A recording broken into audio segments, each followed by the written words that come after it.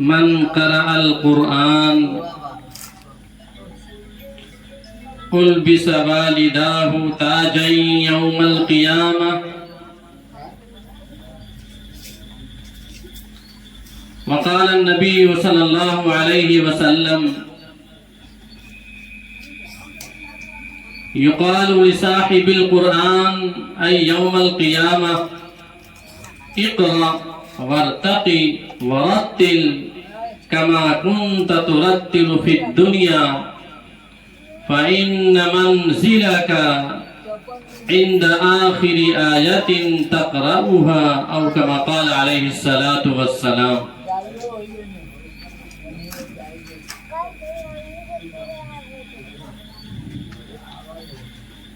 Stage پہ رونق افروز اور جلوہ افروز ہم سب کے سرپرست محترم حضرت قاری امیر اللہ صاحب دامت برکاتہم اور صدر اجلاس محب مخلص حضرت قاری المقری قمر الدین صاحب دامت برکاتہم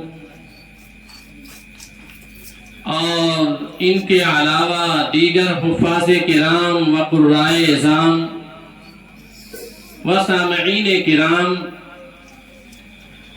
اور پردہ نشین خواتین اسلام،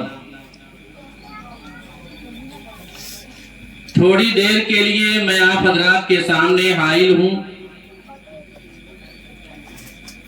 آپ سے خصوصی ہماری گزارش ہے کہ بہت ہی دل جمعی کے ساتھ توجہ دیں، تھوڑی قیمتی باتیں آپ حضرات کے سامنے آ جائیں جو ہم سبوں کے لیے ذخیرہ آخرت بنے. اور یہ میں اس لیے کہہ رہا ہوں کہ ہمارے سامنے خصوصی خطاب کے لیے خصوصی مخاطبین الحمدللہ موجود ہیں. ان کے سامنے کچھ اچھی اور نرالی اور عمدہ باتیں اگر آ جائیں تو زہر قسمت. حضرات گرامی، آج کا دن جو جمعہ کا دن ہے، آج کے دن اس بستی چوریا تولا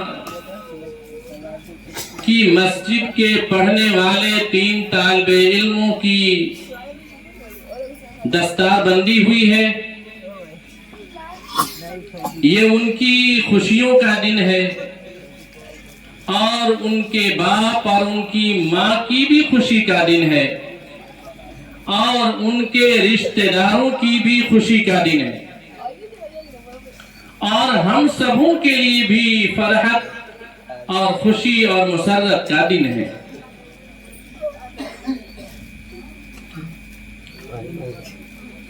جو باتیں آپ حضرات کے سامنے میں کہوں گا وہ اس وجہ سے کہ جن 3 طالب علموں نے آج ماہرین قرآن کے سامنے زانوے تلمذ ہو کر حفظ قرآن کی تکمیل کی ہے، وہ اپنی قدر پہچانے، اپنے آپ کو پہچانے، ان کے اندر خود شناسی پیدا ہو اور وہ اس بات کو اچھی طرح اپنے ذہنوں میں اور اپنے دماغوں میں یہ نوٹ کر لے کہ جو ہمیں آج اللہ تعالیٰ نے اعزاز بخشا ہے، شاید نہیں بلکہ یقین ہے کہ یہ اعزاز دنیا کے کسی شخص کو نہیں دیا جا سکتا جو یہ اعزاز اللہ کے نبی صلی اللہ علیہ وسلم کی بتائی ہوئی باتوں کی روشنی میں ایک حافظ قرآن کو دیا جا سکتا ہے. نیز جو باتیں آپ کے سامنے آئیں گی ان حضرات کے لیے بھی ہے جن کو یہ نعمت حاصل نہیں ہوئی، جن کو اللہ تعالیٰ نے حفظ قرآن کی دولت سے نوازا نہیں ہے، ان کے اندر شوق پیدا ہو، تڑپ پیدا ہو، جذبہ پیدا ہو، امنگ پیدا ہو، اور وہ بھی حفظ قرآن کے لیے تیار ہو جائیں، اور خصوصاً ان کے والدین اپنے بچوں اور اپنی بچیوں کو حفظ قرآن کے لیے آمادہ کریں، مامور کریں، تاکہ ان کی عاقبت سنور جائے اور اللہ کے ہاں سرخرو ہو سکے۔ سنیے، جب سرور کونین جناب نبی کریم صلی اللہ علیہ وسلم پر قرآن مجید کی آیات کا نزول ہونا شروع ہوا، قرآنی آیات نازل ہونے لگی، تو مختلف مقامات میں، مختلف اوقات میں اور اسفار میں، اقامت گاہوں میں، یعنی سفر و حضر میں، کبھی تو مکے میں، کبھی تو مدینے میں، کبھی تو دوسرے مختلف اطراف میں، جب قرآنی آیات کا نزول ہونے لگا تو آپ صلی اللہ علیہ وسلم کو فکر لاحق ہوئی۔ وہ فکریں ایک نہیں تھی بلکہ 3 فکریں لاحق تھی۔ حضرت غور سے سنیے گا، 3 فکریں آپ صلی اللہ علیہ وسلم کو لاحق ہونے لگیں۔ پہلی فکر یہ لاحق ہونے لگی کہ یہ جو قرآنی آیات کا نزول میرے اوپر ہو رہا ہے، یہ آیات اکٹھا کیسے ہوں گی، جمع کیسے ہوں گی، ان کا احاطہ کیسے ہو سکے گا؟ کیا اس کی کوئی کتابی شکل ہوگی؟ کیا اس کی باضابطہ کتابت ہوگی؟ کوئی لکھنے والا ہوگا؟ آپ کو یہ فکر ستانے لگی، اور آپ کو یہ فکر بہت زیادہ ستانے لگی کہ کہیں ایسا نہ ہو کہ یہ آیات قرآنیہ ضائع ہو جائیں۔ اسی لیے نبی کریم صلی اللہ علیہ وسلم قرآنی آیات کو اپنی زبان سے ادا کرنے لگے، بڑی تیزی کے ساتھ پڑھنے لگے کہ کہیں یہ آیات قرآنیہ ضائع نہ ہو جائے۔ اللہ کی طرف سے وحی آئی، لا تحرک بہ لسان۔ میرے محبوب، آپ کاہے کو گھبرا رہے ہیں؟ کس لیے پریشان ہو رہے ہیں؟ آپ اپنی زبان کو اتنا زیادہ کیوں استعمال کر رہے ہیں آیات قرآنیہ کو پڑھنے کے لیے اور اس کو محفوظ کرنے کے لیے؟ آپ ایسا نہ کریے، آپ پریشان نہ ہوئیے۔ لا تحرک بہ لسان۔ آپ کاہے کو جلد کر رہے ہیں؟ کس لیے جلدی بازی کر رہے ہیں؟ ثم ان علینا جمعہ وقرآنہ، اس کے جمع کرنے کی اور اس کے اکٹھا کرنے کی ذمہ داری میرے سر ہے۔ آیات قرآنیہ کا نزول کرنے والا اور آیات قرآنیہ کو آپ کے سینے اطہر میں منتقل کرنے والا اور عرش معلیٰ سے آپ کے اوپر اتارنے والا خود جب میں موجود ہوں تو آپ کو پریشان ہونے کی ضرورت نہیں۔ آپ علیہ السلام کو دوسری فکر یہ لاحق ہوئی کہ ٹھیک، اللہ نے جمع کرنے کی اور اکٹھا کرنے کی شکل بدلا دی، اپنے ذمہ لے لیا، تو چونکہ قرآن کسی عرب کے لیے نہیں ہے، سرزمین حجاز کے لیے نہیں، سرزمین عرب کے لیے نہیں،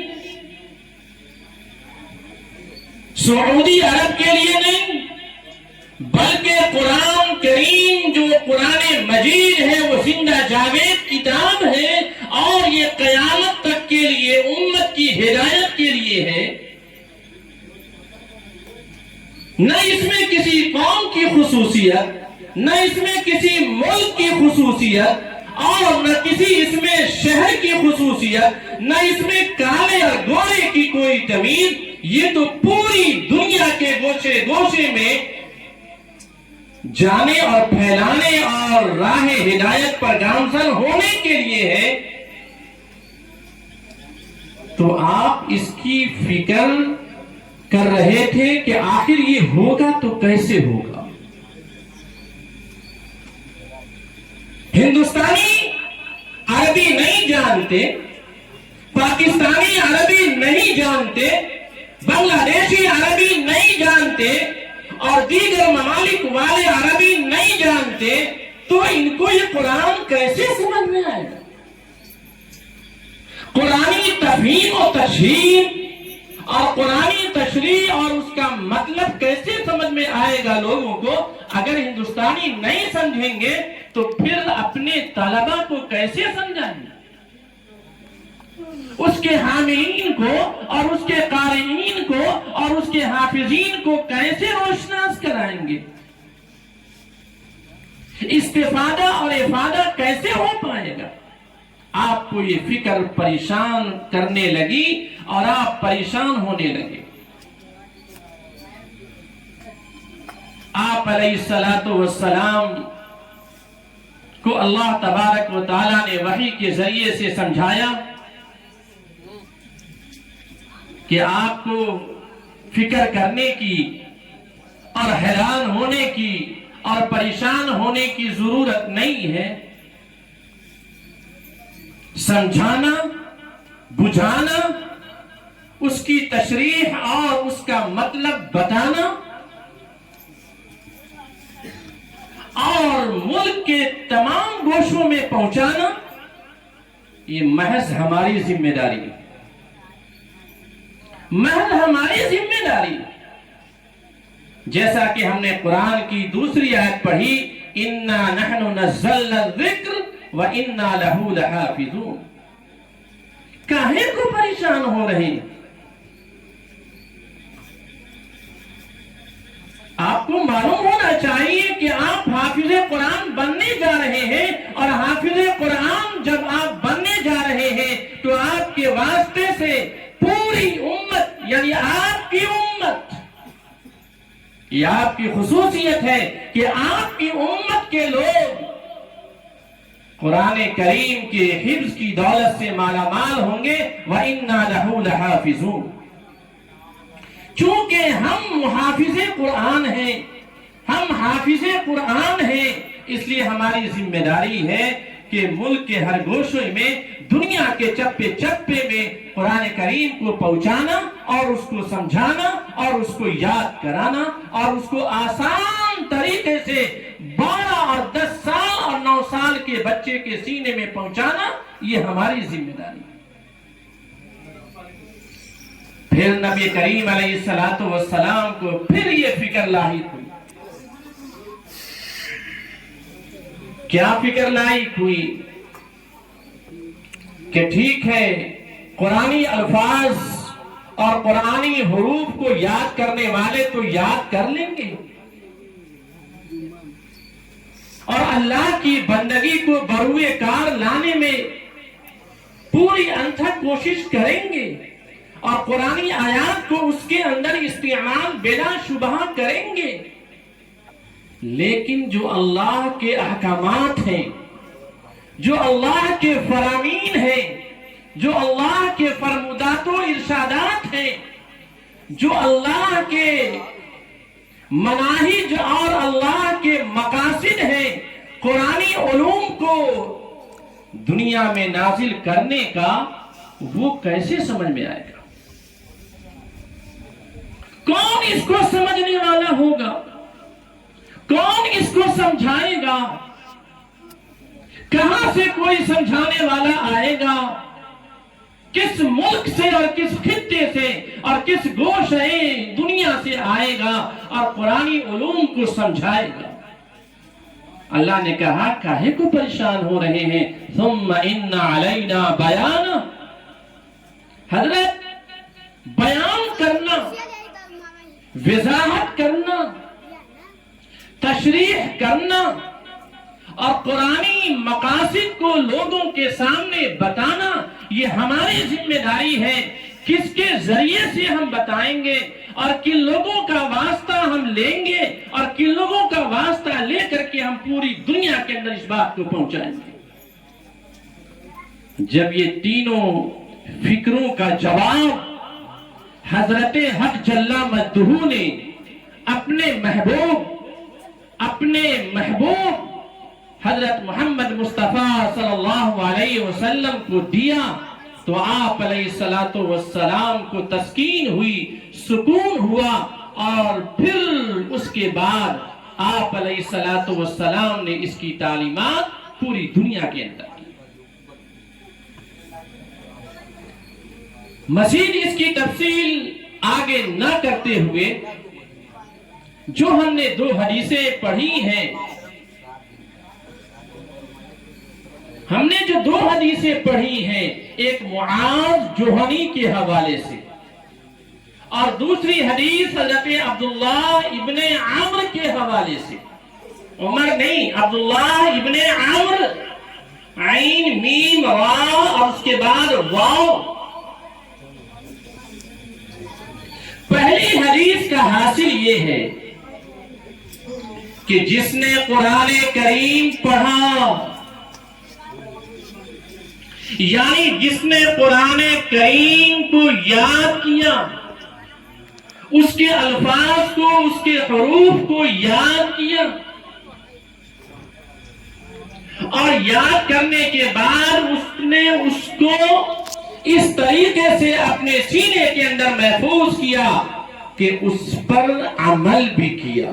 وَعَمِلَ بِمَا فِيهِ، مَنْ قَرَأَ الْقُرْآنَ وَعَمِلَ بِمَا فِيهِ، اللہ کے رسول نے یہ قید لگا دی۔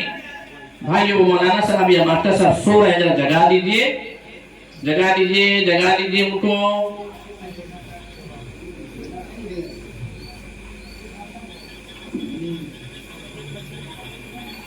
یہ کہہ رہا تھا کہ جس نے قرآن کریم پڑھا اور پڑھنے پر ہی اکتفا نہیں کیا، وَعَمِلَ بِمَا فِيهِ، جو قرآن کریم کے اندر جو معلومات ہیں، قرآن کریم کے اندر جو احکامات ہیں، قرآن کریم کے اندر جو دستور ہیں، قرآن کریم کے اندر جو قوانین ہیں، اس پر عمل کیا۔ یہ شرط ہے بھائیو، رسمی حافظ نہیں، ویسے ہی اللہ تاج نہیں پہنا دے گا ان کے ماں باپ کو کہ حافظ جی بنا دیا، اب جاؤ بمبئی کام کرنا کارخانے میں۔ اللہ کی طرف سے جو تاج پہنایا جائے گا بہت مہنگا تاج ہوگا، بہت مہنگا تاج ہوگا، بہت قیمتی تاج ہوگا۔ اللہ کے نبی نے فرمایا کہ ماں باپ کو اگر تاج پہننا ہے تو اس حافظ بیٹے کی تربیت کرنا اس کی ذمہ داری ہوگی، اور کب ہوگی؟ جب کہ قرآنی علوم پر عامل ہوگا۔ وَعَمِلَ بِمَا فِيهِ، قرآنی علوم پر عامل کیسے ہوگا؟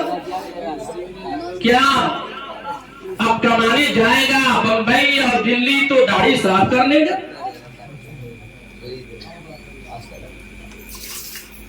دیکھا گیا ہے، حافظ قرآن ہے، قرآنی علوم سے بہرہ ور ہے، لیکن وہ حافظوں کے نام پہ سیاہ دھبا بنا ہوا ہے، وہ دوسرے حافظوں اور قاریوں کے نظروں کو گرا دیتا ہے۔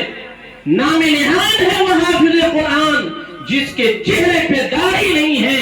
جس حافظ قرآن کے چہرے پہ داڑھی نہیں ہو، در حقیقت وہ بھی اس قرآن کے حفظ کی توہین کر رہا ہے۔ وَعَامِلَ بِمَا فِيهِ، ایک آدمی کہنے لگا، ایک جگہ میں نے اس طرح کا بیان کیا تو بعد میں حضرت قاری قمر الدین صاحب کہنے لگا، کیسی بات کرتے ہیں مفتی صاحب، اللہ تعالیٰ دلوں کو دیکھتا ہے۔ حضرت قاری صاحب، وہ آدمی کہنے لگا کہ اللہ دلوں کو دیکھتا ہے، اللہ نیتوں کو دیکھتا ہے، ظاہری لباس سے کیا ہوتا ہے، یہ ظاہری حلیہ سے کیا بنتا ہے۔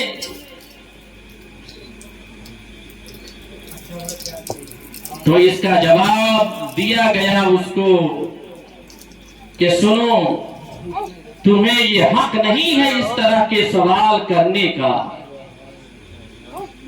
کیونکہ تم بھی بے ریش ہو، تم بھی سنت نبوی کو اپنے پیر سے روندنے والے ہو، تمہیں حق نہیں ہے اس طرح کی بات چھیڑنے کا اور استعمال کرنے کا اور سوال کرنے کا۔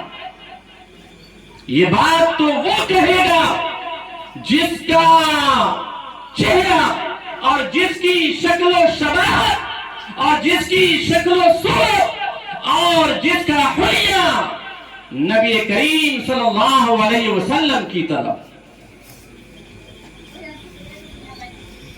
آپ صلی اللہ علیہ وسلم کے چہرے پہ داڑھی تھی، آپ کے ذریعے سے قرآن اترا، آپ پر قرآن اترا اور وہ قرآن اس حافظ قرآن کو سینے میں ملا، تو کیا یہی تقاضا ہے کہ جس کے ذریعے سے ملا اس کو روک دیا جائے؟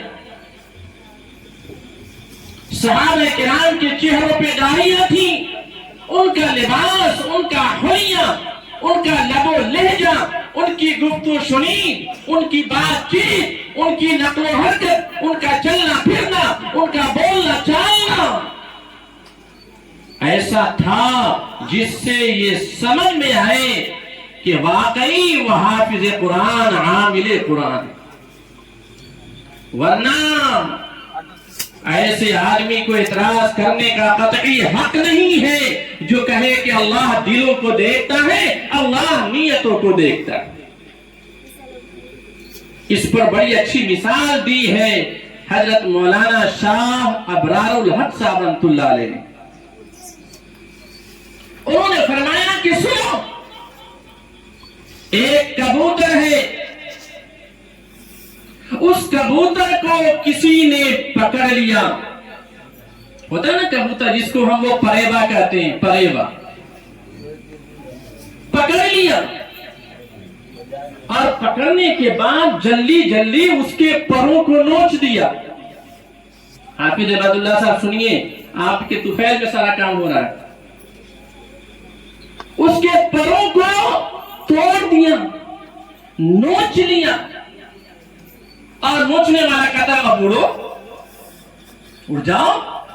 بہت پھڑپڑا رہے تھے، بہت اڑنے کی کوشش کر رہے تھے۔ آپ کو تو پتا ہے نا کہ کبوتر کا ایک ظاہری حلیہ ہے اور ایک باطنی حلیہ ہے۔ کبوتر کا ظاہری حلیہ اس کا پر، جس کو آپ کہتے ہیں اس کا پنکھ، اور اس کا باطنی حلیہ، اس کا باطنی حلیہ، اس کا گوشت، اس کی ہڈی، یہ سب باطنی حلیہ، اس کا خون اور بھی دوسری چیزیں۔ اب آپ بتائیں، اس کے پر کو نوچنے والا نوچ تو دیتا ہے، تو کیا اس کبوتر کو تکلیف ہوتی؟ نہیں ہوتی۔ اس کو پریشانی ہوتی؟ نہیں ہوتی۔ لیکن کیا وہ اپنے آپ کو دشمن سے اپنی جان بچا پائے گا؟ کیا اب اس کے بعد آخری گھڑی نہیں آئے گی چھری کے تیز کرنے کی، چھری کے پجانے کی، اور اسی کے سامنے دکھا دکھا کر کے کہے کہ بسم اللہ اللہ اکبر اب تو تجھے ذبح کروں گا؟ وہ کبوتر 100 بار بھی ہاتھ اٹھا کے وہ معافی مانگے گا، او پکڑنے والے چھوڑ دے، میں بے زباں ہوں قیدی، تو چھوڑ کر دعا لے، یہ بار بار یہ کہے گا، تب بھی وہ نہیں سنے گا، چھری پھیر دے گا اور اس کی بوٹیاں بنا کر پکا کر کھا لے گا۔ کھائے گا نا؟ کون نہیں کھائے گا بھائی؟ کھا ہی لے گا۔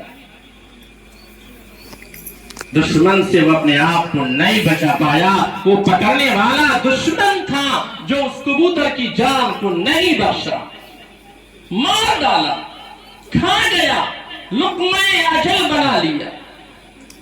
بے ہی انسان و حافظ قرآن جس کا ظاہری حلیہ ہے اور ایک باطنی حلیہ ہے، ظاہری حلیہ اس کا کرتا ہے، اس کا پائے جامہ ہے، اس کی ٹوپی ہے، اس کا امامہ ہے، اس کی دستار ہے اور اس کی داڑھی ہے۔ ٹھیک ہے داڑھی مڈالے گا، کرتا پاجامہ بدل دے گا، دوسرے لباسوں کو، انگریزی لباسوں کو زیب تر کر لے گا اور اپنے آپ کو کہے گا کہ میں مجھ سے بڑا کوئی نہیں ہے، لیکن کیا وہ اپنے دشمن سے اپنے آپ کو بچا لے گا؟ کیا اس حافظ قرآن کے سامنے جو ایک لعین دشمن ہے شیطان، کیا اس کو اس کی جان بچا دے گا؟ اس کی جان کیا بچائے گا؟ اس کے کانڈے پہ ہاتھ رکھے گا، اس کے کانڈے کو تھپ تھپائے گا اور کہے گا دوست اب چل تمہیں لے چلتے ہیں بمبئی، لے چلتے ہیں تم کو دلی، لے چلتے ہیں تم کو چنئی اور وہاں کے پارکوں کو گھماتے ہیں، چلو لکھنؤ وہاں کے بہترین دلکش پارکوں میں تم کو بٹھلائیں گے، گھمائیں گے۔ سارا وہ دشمن اس حافظ قرآن کو چلتا کر دے گا۔ تمہیں کہہ رہا تھا من قرأ القرآن وعمل بما فيه البس والداه تاجا یوم القیامہ۔ اس حافظ قرآن جو نہ صرف حافظ قرآن بنا بلکہ اس پر عمل پیرا بھی ہوا تو اس کے ماں باپ کو قیامت کے روز تاج پہنایا جائے گا۔ وہ تاج کیا اس کپڑے کا ہوگا؟ کیا وہ تاج پھول مالے کا ہوگا؟ کیا وہ تاج کسی چادر کا ہوگا؟ نہیں، وہ تاج نور الہی کا ہوگا، وہ اللہ کا نور ہوگا جو تاج کی شکل میں اس کے ماں باپ کے سر پہ ڈالا جائے گا اور پہنایا جائے گا۔ آج جن قرائے عظام نے اور جن علماء اور حفاظ کرام نے ان تینوں بچوں کے سروں پہ تاج بانا ہے دستار کی شکل میں، اسی طرح اللہ تبارک و تعالی قیامت کے روز حافظ قرآن کو بلائیں گے اور کہیں گے کہ یہ بہت بڑا مجمع ٹھاٹھے مارتا ہوا سمندر ہے، تمہارے ماں باپ کہاں ہیں؟ آواز دو۔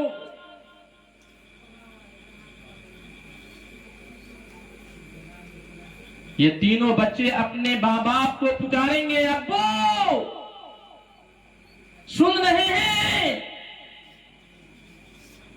حشر کا میدان قائم ہے، اللہ عرش کرسی پہ ہے اور آپ کا بلاوا ہو رہا ہے۔ آپ نے جس انتھک کوششوں کی بنیاد پر ہمیں حافظ قرآن بنایا تھا، آج اللہ تبارک و تعالیٰ یہ اعزاز بخشنے جا رہا ہے، آپ حاضر ہو جائیں۔ وہ بیچارے والدین ڈرتے ڈرتے اللہ کے حضور آئیں گے، جبکہ وہ والدین خود بے صاحب پیش تھے، نہ وہ داڑھی رکھتے تھے، نہ وہ نماز پڑھتے تھے، نہ روزہ رکھتے تھے، دنیا دار تھے۔ وہ سوچ رہے تھے کہ اللہ کیا جائیں گے تو ہماری پٹائی کٹائی نہ ہو جائے، ہمارے پاس اعمال نہیں ہے، کیسے ہماری پیشی کی جا رہی ہے، بیٹو یہ ہماری رسوائی کرانے جا رہے ہو، ابو ایسی بات نہیں ہے، آ جاؤ۔ ماں باپ کو بلایا جائے گا۔ بھائی جو پردہ میں عورتیں بیٹھی ہیں، سنو آپ لوگوں کی باتیں ہو رہی ہیں،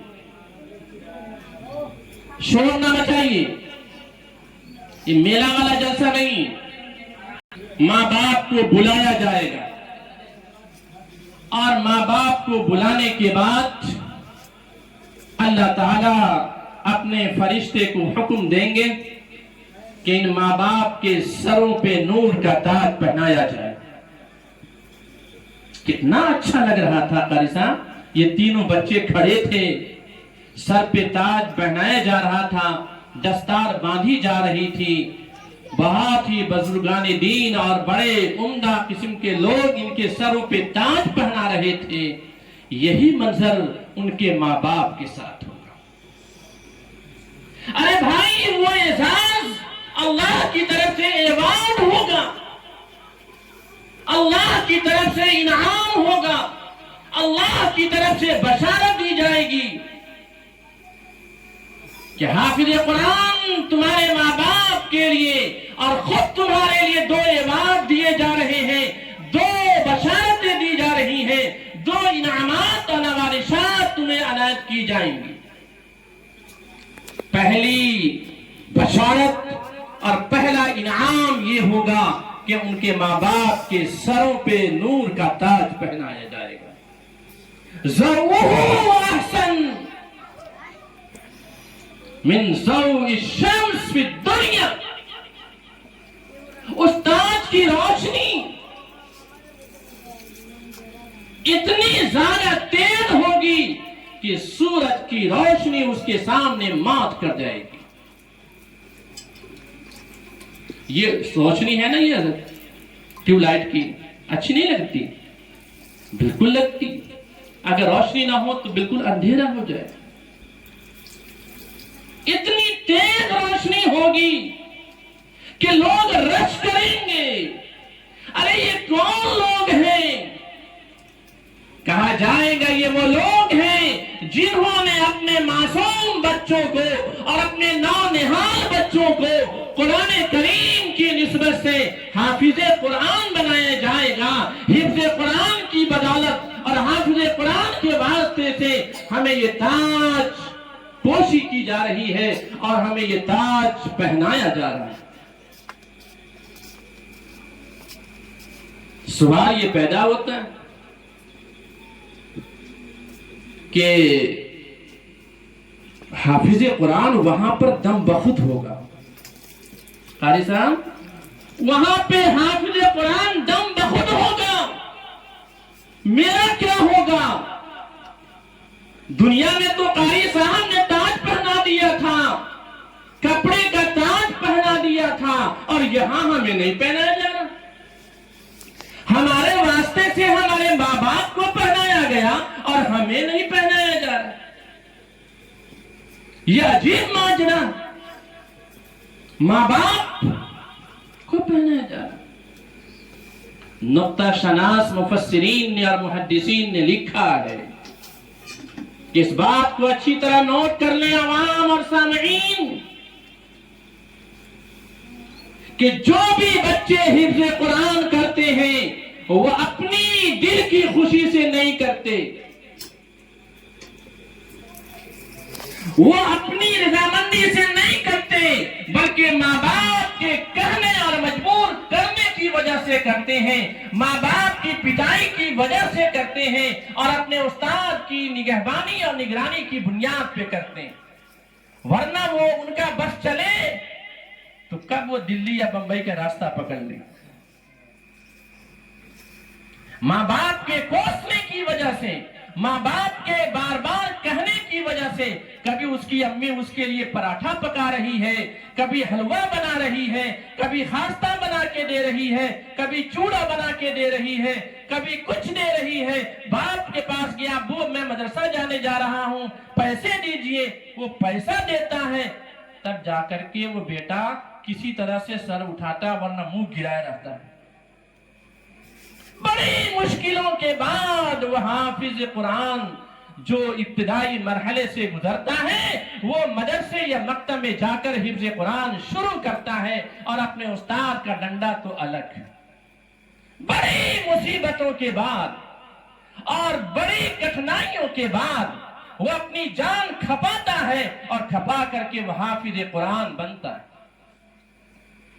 تو یہ صلہ کس کو ملا، کس کے ذریعے سے حافظ قرآن بنا؟ محض اس کے باپ کی وجہ سے بنا، محض اس کی ماں کی وجہ سے بنا، جس کی وجہ سے اللہ تبارک و تعالی اس حافظ قرآن کے ماں باپ کو پہلے تاج پہنائے، پہلے تاج پہنائے۔ اب وہ ماں باپ تصور کریں گے کیا تاج پہنا دیں گے تو ہم تو نماز پڑھے نہیں تھے، ہم تو داڑھی نہیں رکھتے تھے، ہم تو دنیا دار تھے، زکوٰۃ کا تصور تو ہمارے ذہن و خیال میں نہیں آتا تھا۔ بس مولانا صاحب آ جاتے تھے، مدرسہ والے تو 10 روپیہ کی رسید بنوا دیتے تھے، ہمارے پاس تو کچھ نہیں، تہی دامن تہی دست، اور تاج پہنایا جا رہا۔ اللہ کروائیں گے کہ او لوگوں جن کو تاج پوشی کی گئی ہے، بنا کسی حساب و کتاب کے تمہیں جنت میں داخل کیا جائے گا، کوئی گھبرانے کی بات نہیں ہے، کیونکہ عرش معلی سے اترنے والا قرآن رسول اکرم صلی اللہ علیہ وسلم کے سینے اطہر سے منتقل ہونے والا قرآن تم نے اپنے بچے کے سینے میں ڈلوایا ان کے استادوں کے ذریعے سے، کوئی گھبرانے کی بات نہیں ہے، بغیر حساب و کتاب کے تمہیں جنت میں داخل کیا جائے گا۔ نقطہ شناس مفسرین کرام نے یہ بھی لکھا ہے کہ جب حفظ قرآن کے لیے ماں باپ تیار کرتے ہیں اور حافظ قرآن بناتے ہیں تو ان کے کچھ رشتہ دار بھی ہوتے ہیں، ہو سکتا ہے کہ ان بچوں کے رشتہ دار بھی آئے ہوں اس تقریب میں،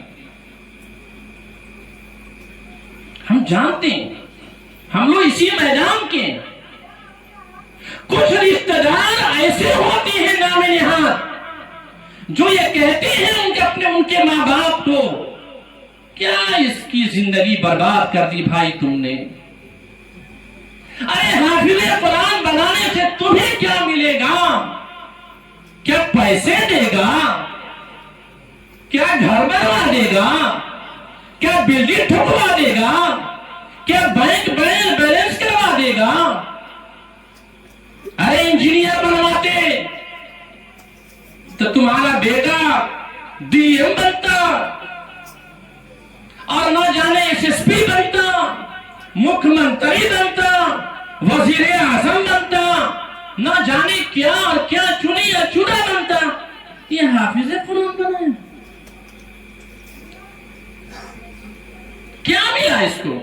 ارے اس کی زندگی برباد کر دی، یہ 15 سال جو اس نے گزاری ہے اپنے عمر کے، اس عمر کو اگر وہ کارخانے میں لگاتا، اس عمر کو اگر اسکول میں لگاتا، اس عمر کو اگر کسی کالج میں لگاتا، اس عمر کو جامعہ ملیہ میں لگاتا، اس عمر کو کسی اور یونیورسٹی میں لگاتا تو بڑا سے بڑا آدمی بنتا، ڈاکٹر بنتا، انجینئر بنتا، نہ جانے چنی اور چنا بنتا۔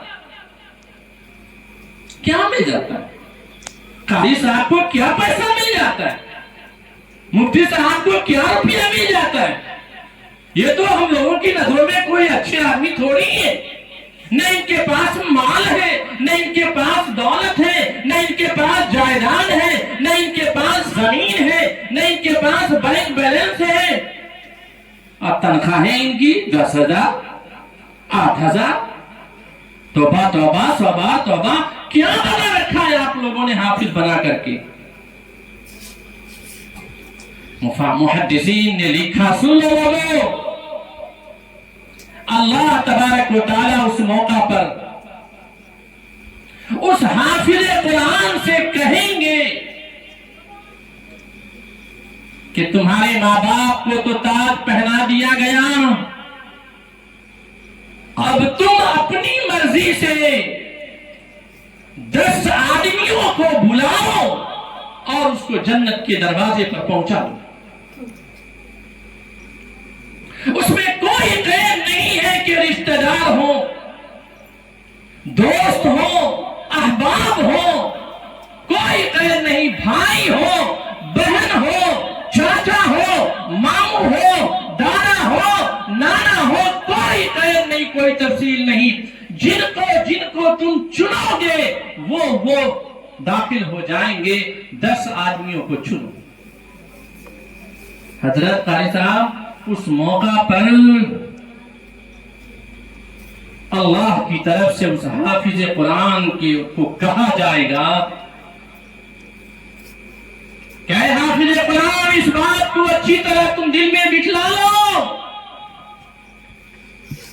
خبردار رہنا، ان لوگوں کو تم ہرگز جنت کے دروازے میں نہیں پہنچانا۔ یہ ہماری طرف سے پابندی ہے۔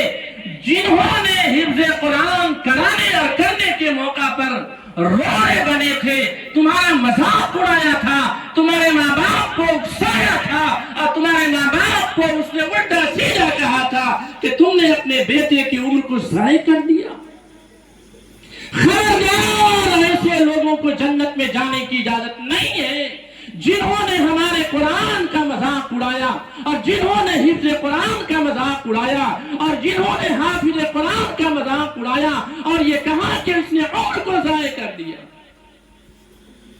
بات سخت پابندی عائد ہے ایسے لوگوں کے اوپر جو قرآن کریم کو اور قرآنی تعلیمات کو اور حفظ قرآن کو اور حافظ قرآن کو سخریہ بناتے ہیں اور اس کو مسخرہ بناتے ہیں اور اس کا مذاق اڑاتے ہیں۔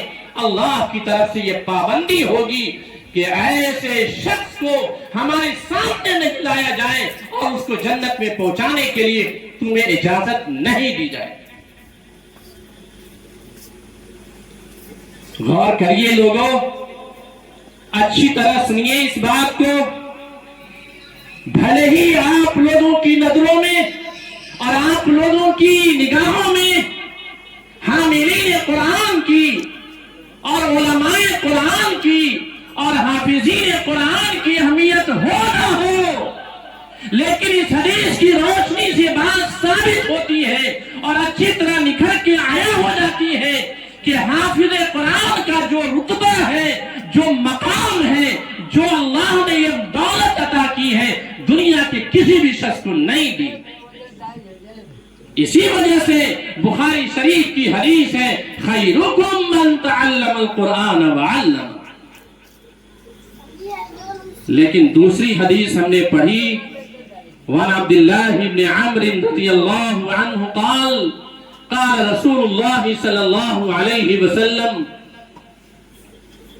یقال لصاحب القرآن اقرا وارتقی ورتل کما کنت ترتل فی الدنیا۔ حافظ قرآن کو بلایا جائے گا، جیسے ابھی حضرت قاری امیر اللہ صاحب کو سامنے لایا گیا، ان حافظ قرآن کے سامنے اور حضرت قاری قمر الدین صاحب نے ان کو پڑھایا۔ ماشاءاللہ اچھے قاریوں کی نسبت ان تینوں بچوں کو ملی، تو ان صاحب قرآن سے کہا جائے گا پڑھا تھا نا تم نے قاری قمر الدین صاحب سے، قاری امیر اللہ صاحب سے پڑھا تھا نا دنیا میں، اب ہمارے سامنے پڑھ کے دکھا، ذرا کس طرح پڑھتے ہو۔ وہی خوش الہانی اور وہی خوشگلوئی اور وہی آواز کی مٹھاس اور وہی جاذبیت ہونی چاہیے جو تم نے دنیا میں اپنے استادوں کے سامنے پڑھ کے سنایا تھا اور سامعین کے دلوں کو محسوس کیا تھا۔ یقال لصاحب القرآن اقرا، پڑھ، اور فرمایا ورتقی، اور جنت کے درجہ پہ چڑھتا چلا جا، ورتل، سن، ٹھہر ٹھہر کے پڑھ، جلدی بازی نہ کر، الفاظ کو کاٹ کاٹ کے مت پڑھ، حروف کو اچھی طرح ادا کر کے پڑھ، مخارج کی رعایت کر کے پڑھ۔ وَرَتِّلْ كَمَا كُنْتَ تُرَتِّلُ فِي الدُّنْيَا، جیسا کہ تو دنیا میں اپنے قاری صاحبان کے سامنے، اپنے اساتذہ، اپنے مربی اور مشفق استادوں کے سامنے پڑھا کرتا تھا، ان کے لب و لہجہ کی نقالی کرتا تھا، کبھی تو ان کے حدر کی، کبھی تو ان کے تدویر کی، اور کبھی ان کے ترتیل کی نقل کرتا تھا، ذرا یہاں کر کے دکھا۔ کیوں؟ اس لیے کہ قرآن کی جہاں آخری آیت ختم ہوگی وہی تیرا مرتبہ ہوگا، وہی تیرا ٹھکانہ ہوگا، وہی تیری جگہ ہوگی، وہاں تک پڑھتا چلا جا۔ یعنی والناس تک پورا قرآن اللہ سنیں گے، اسی سے سنیں گے جو قرآن چھوڑ کے وہ کاروبار میں لگ گیا، قرآن کو بھلا دیا، وہ سنائے گا؟ بولیے بھائی، سنائے گا؟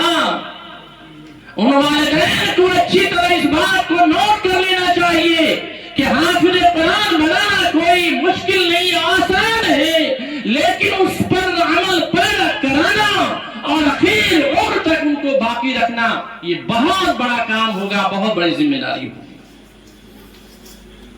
بہت بڑی ذمہ داری ان کے سر لاد دی گئی۔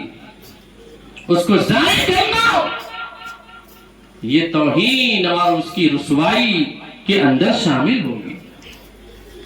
اور آپ کو معلوم ہونا چاہیے کہ قرآنی آیات کتنی ہیں، قرآنی آیات کتنی ہیں، کتنی اس کی تعداد ہے؟ 6666 6666 آیات قرآنیہ اللہ اس حافظ قرآن سے پڑھوائیں گے۔ یہاں تھوڑا سا بیچارہ وہ پڑھنے لگا، اف اف اف، یہ کیا ہو گیا بیچ میں، یہ کیا ہو گیا بیچ میں؟ جلدی سے بلائیے مفتی صاحب کو، جلدی سے بلائیے مولانا صاحب کو، تھوڑی بہت 15 منٹ کی بات کر دیں اور پھر دعا کرا دیں۔ اللہ تبارک و تعالیٰ گھبرائیں گے نہیں، وہ کیوں گھبرائیں گے؟ یہ تو اللہ کا کلام ہے، اور اللہ کا کلام جب خود پڑھا جائے گا اللہ کے حضور میں تو اللہ کو کتنا مزہ آئے گا۔ ایک شاعر ایک شعر بناتا ہے اور شعر کو یا تو خود پڑھتا ہے یا کوئی دوسرا آدمی پڑھتا ہے تو کتنا اس کو مزہ آتا ہے کہ ہمارا قرآن، ہمارا بنایا ہوا شعر یا ہماری بنائی ہوئی نظم ہمارے سامنے ہی پڑھی جا رہی ہے، تو اللہ کو مزہ آئے گا۔ جو حافظ قرآن کبھی قاری سدیس کے لب و لہجہ میں پڑھے گا، کبھی قاری امیر اللہ صاحب کے لب و لہجہ میں پڑھے گا، کبھی قاری قمر الدین صاحب کے لب و لہجہ میں پڑھے گا، کبھی قاری بشیر جامعی کے لب و لہجہ میں پڑھے گا، کبھی فلاں اور فلاں قاری کے لب و لہجہ میں پڑھے گا، اور اللہ مچلتا رہے گا۔ اور رسول اکرم صلی اللہ علیہ وسلم اپنی شادمانیوں کا اظہار کریں گے کہ یہ بچے جو اپنی نونہالی میں اور اپنے زمانے طفولیت میں اور اپنی ناعاقبت اندیشی کے زمانے میں جو قرآن پڑھا ہے، اس کا صلہ یہ ملا کہ اللہ بڑی مستعدی کے ساتھ سماعت کر رہے ہیں۔ لیکن شرط یہ ہے لوگوں، حدیث میں اس میں آیا ورتل، ایسے ہی تاج نہیں مل جائے گا، درجہ پر چڑھنے کو ایسا نہیں مل جائے گا۔ ورتل کی قید لگی ہے، پہلی حدیث میں عمل کی قید لگی، وعمل بما فی، اور دوسری حدیث میں قید لگی ورتل۔ بات اوٹ پٹانگ پڑھنے والے ہیں لوگ قرآن کریم کو، معلوم آ گیا یہ حافظ ریل ہیں، جو بیچارہ حافظ قرآن اگر ٹھہر ٹھہر کے پڑھتا ہے قرآن تراویح میں، کوئی یاد نہ ہوا ہو مولانا صاحب، ہو چچا ہے کوئی یاد نہ ہوا، کہلے کو رکھ لیے، وہ تو قرآن کریم کے روح کو فنا کرتا ہے، جو بلا رعایت مخارج کے قرآن کریم کی تلاوت کرتا ہے اور وہ ورق گردانی کرتا ہے یا روانی پر روانی، روانی پہ روانی کرتا چلا جاتا ہے، اس کو ثواب تو بہت دور کی بات ہے، قرآن اس کو لعنت بھیجتا ہے۔ تو اللہ کا نور کا تاج اس کے ماں باپ کو جب پہنایا جائے گا اور درجہ پر درجہ جب چڑھائے گا، ورتل، تو دونوں حدیثیں ایک دوسرے میں ٹکرا نہیں ہیں، ابو داؤد شریف کی حدیث ہے اور مشکات شریف کی بھی حدیث ہے، دونوں حدیثیں دونوں کتابوں کے اندر موجود ہیں، ایک میں عمل کی قید ہے اور ایک میں ترتیل کی قید ہے، یعنی مخارج کی رعایت کے ساتھ پڑھنے کی قید ہے۔ اگر دونوں قیدوں کے ساتھ اگر قرآن کریم کو اللہ کے حضور میں پڑھے گا تب وہ 6666 آیت پر اس کا اختتام ہوگا اور وہاں پر اس کا آخری درجہ بنے گا۔ مبارکباد کے قابل ہیں یہ تینوں حفاظ اور ان کے ماں باپ۔ وقت اب اس بات کی اجازت نہیں دیتا، حافظ توصیف صاحب تو بہت گھبرا رہے ہیں کہ بہت ہم نے کچھ کہا اور تھا اور ہو گیا کچھ اور، بات بہت اچھی ہو رہی تھی اور ہمیں طبیعت اور چاہ رہی تھی کہ کچھ اور بھی تحقیق آپ کے سامنے پیش کی جائے، اب کسی اور موقع سے بیان کیا جائے گا اس عنوان سے۔ اللہ تعالیٰ سے دعا ہے کہ اللہ تعالیٰ ہم سبوں کو توفیق دے اس بات کی کہ اپنے بچوں کو حفظ قرآن کرائیں۔ کیا نہیں چاہتے ماں باپ کے ہمارے سروں پہ تاج پہنایا جائے؟ نہیں چاہتے، باپ نہیں چاہ رہا ہے، ماں نہیں چاہ رہی ہے۔ اگر ماں کو امی امی کہلوانا ہے تو حافظ قرآن بنانا ہوگا اپنے بیٹا کو، باپ کو ابو ابو خالی کہلوانا ہے تو اس کو حافظ قرآن بنانا ہوگا۔ نہیں، اگر امی نہیں کہلوانا، باپ کو ابو نہیں کہلوانا، بلکہ کیا کہلوانا قاری صاحب؟ ڈیڈ، ڈیڈ سن رہے ہو، ڈیڈی سن رہے ہو، سن رہے ہو کہتا، وہ بیٹا باپ سے پیدا ہوا، باپ کے ناپاک نطفے سے پیدا ہوا اور اس کو کہتا ہے سنتے ہو اور سن رہے ہو، کیا بکواس کر رہے ہو؟ یہ کون کہے گا؟ حافظ قرآن کہے گا۔ لا حول ولا قوت الا باللہ، حافظ قرآن نہیں کہہ سکتا، یہ گارنٹی ہے لوگوں، کیونکہ قرآن کی نسبت اس کے ساتھ لگی ہے، اللہ کے نبی کے ساتھ اس کا رشتہ جڑ گیا، اللہ کے ساتھ اس کا رشتہ جڑ گیا۔ ایسے شخص سے امید نہیں ہے کہ اپنے باپ کو اس توہین آمیز کلمہ کے ساتھ کہے کہ ڈیڈ سنتے ہو، کیا بڑبڑا رہے ہو؟ اگر آپ کو پیار والے لب و لہجہ سننا ہے اپنے بیٹوں سے تو پھر آپ کو دینی تعلیمات دلوانا ہوگا، مسجدوں میں بھیج کر، مکتبوں میں بھیج کر، مدرسوں میں بھیج کر، اور ان کے استادوں کی قدر کرنی ہوگی، ان کے قدم کو چومنا ہوگا اور ان کو سینے سے سینہ ملانا ہوگا۔ ورنہ سن لیجئے، اگر ان کے استادوں کو آپ نے ملازم سمجھا، نوکر سمجھا کہ پیسہ دے کے ہم پڑھوا رہے ہیں، ان کا کیا ہے، پیسہ دیں گے تو پڑھائیں گے، نہیں پیسہ دیں گے تو نہیں پڑھائیں گے، یہ آپ کی یہ خیال میں یہ سمجھیے کہ کھوٹ ہوگا، ایسا کچھ نہیں ہے۔ وہ حفظ قرآن کی نسبت سے پڑھانے والا جب پڑھاتا ہے تو اپنے سینے کا علم اس تک پہنچاتا ہے، اپنا فیض پہنچاتا ہے، تو یہ قدر استادوں کی آپ کو کرنی ہوگی، تب آپ کا دین، آپ کا گھر، آپ کا گھرانہ، آپ کا خاندان دیندار بنے گا۔ اور اس کے ماں باپ جو ابھی بچوں کے یہاں سامنے بیٹھے ہیں وہ عہد کریں، اس بات کا ایگریمنٹ لیں کہ نماز پابندی کے ساتھ پڑھیں گے. کہیں انشاءاللہ پڑھیں گے, داڑھی رکھیں گے. یہ اچھا لگے گا کہ بیٹا اب جوان ہوگا تو اس کے چہرے پہ داڑھی آئے گی اور باپ بے داڑھی کے ہوگا؟ لا حول ولا قوت الا باللہ. اوفو, بڑے افسوس کی بات ہے. باپ اس کے سامنے کریم شیف ہو کے بیٹھے گا, وہ نوجوان دکھے گا, اب بیٹا جو ہے بوڑھا دکھے گا. ایسے ہوتا ہے قاری صاحب, ایسے ہو ہی رہا ہے. باپ کہے تو بکواس مت کر, ابھی ہماری عمر بہت باقی ہے, ابھی تو 70 ہی سال ہوئے ہیں, جب 90 سال ہوں گے نا تب ہم مسجد کے لوٹا بن جائیں گے اور دھیرے دھیرے جائیں گے اور نماز پڑھ. کیا کھا کے نماز پڑھیں گے؟ اس وقت کی نماز کا کوئی تھوڑی اعتبار ہے. جب ہر عرض جو ہے وہ جواب دینے لگیں گے تو کیا نماز پڑھیں گے؟ یہ محض اللہ کو دھوکہ دینا.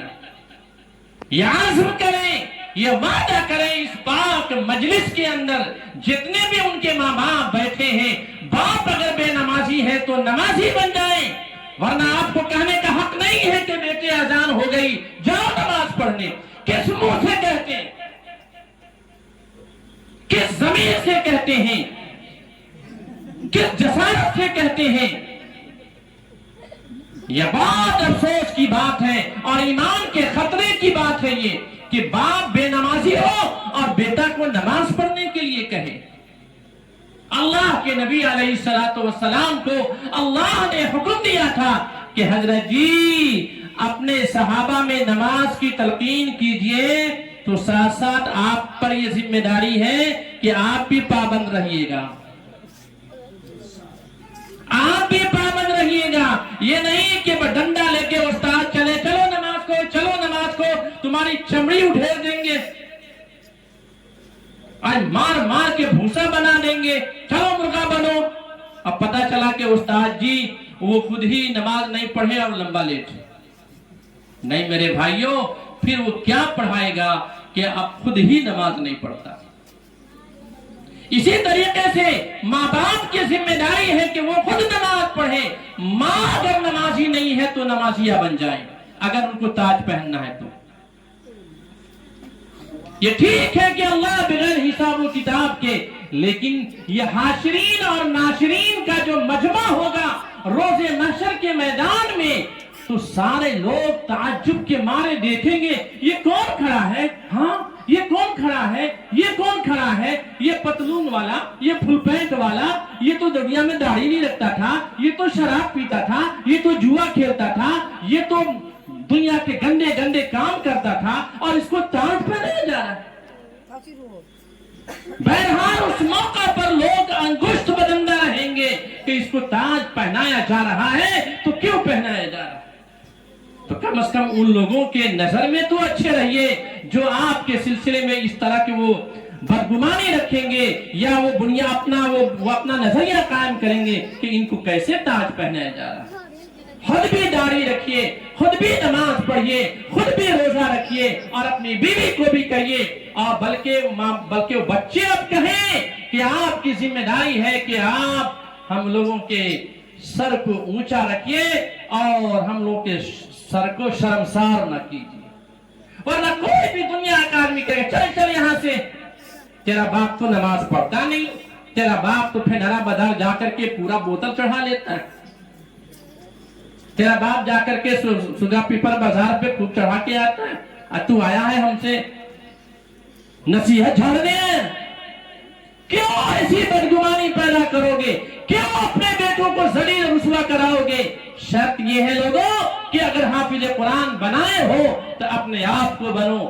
وآخر دعوانا ان الحمدللہ رب العالمین. میں حضرت قاری امیر اللہ صاحب سے میں التماس کروں گا کہ حضرت والا تشریف لائیں اور دعا پر مجلس کا اختتام فرما دیں.